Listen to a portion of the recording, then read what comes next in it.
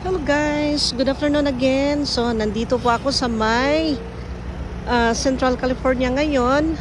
Nandito ako sa may truck stop, rest stop actually. So kung makita natin ang daming mga sakyan dahil hapon na po, ang iba nagpapahinga. Tapos ito yung mga malalaking mga truck guys, nga mga movers dito sa Amerika. Ito sila mga lalaki nila guys, oh. Yan, sila yung nagmo-move ng goods dito sa Amerika guys.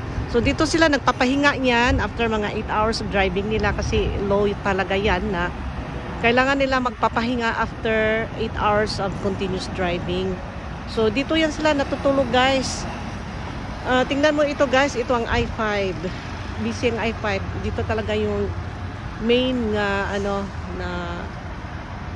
freeway talaga guys, nga daanan ng mga malalaking sasakyan para magta-transport ng goods sa buong Amerika guys. So ito I-5 ito.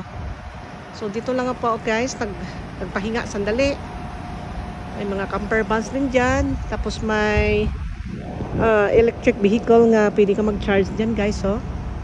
Tapos napaligiran po ito ng guys, mga bundok dito nga area. Kung makita natin, yan, mga bundok yan. Brown ang kulay dahil galing tayo ng summer. Tapos kung makita natin doon banda guys, may mga farmland dyan. Kasi itong Central California talagang farmlands talaga ito sila guys. Yan, kita nyo guys, oh. Yan mo yung kulay na yung dahon guys. Nagpakita na talagang papunta na talaga tayo ng autumn. Magpo-fall na po talaga tayo guys. One of my talaga favorite nga season itong fall. Tapos winter naman, tagalamig na naman tayo. Then balik na naman tayo sa spring.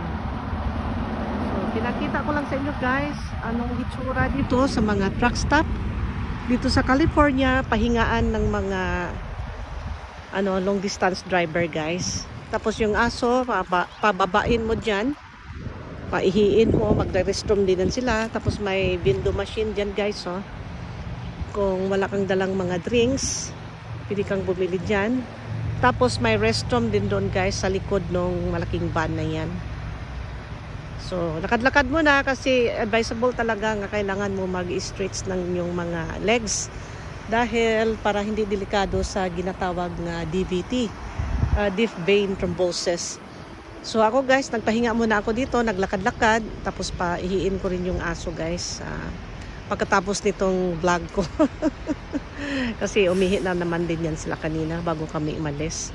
So ganun lang po guys, ginashare ko lang sa inyo how it looks like itong mga rest stop po natin sa California. Ganito din guys, more or less sa buong Amerika kapag ikaw ay magta-travel. So may mga rest stops tayo, magpahinga ka, matulog. May mga truck stops tayo, may mga gas stations na rin, may kainan, kompleto na sila doon. And then ano pa ba, may mga travel plaza din guys.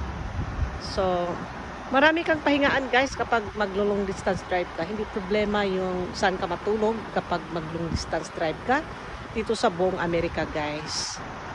So, thank you guys for watching. See you in my next vlog. Bye-bye you.